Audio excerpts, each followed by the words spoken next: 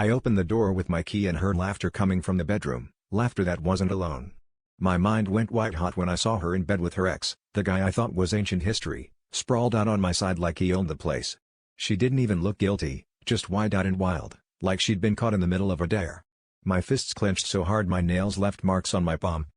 She jumped up, sheets tangled around her, and started shouting that I'd left her no choice. That I was always working late, always glued to my laptop, that she was sick of being second place to a promotion. Her ex just sat there, smug as hell, watching the whole thing like it was free pay-per-view. She screamed that she needed to know if I loved her more than my career, that she'd do anything to force it out of me, even this. I wanted to yell back, to tell her she was insane, that there were a million ways to ask for love that didn't involve burning the house down.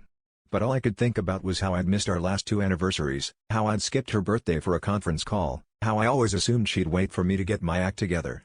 My anger twisted into something raw and hollow. Was this what it took for me to see what I'd been ignoring? Then she started crying, begging me to just say I loved her, to prove I cared enough to fight for us. The thing is, I stood there, staring at the two of them, her desperate, him smug, and realized I couldn't say it.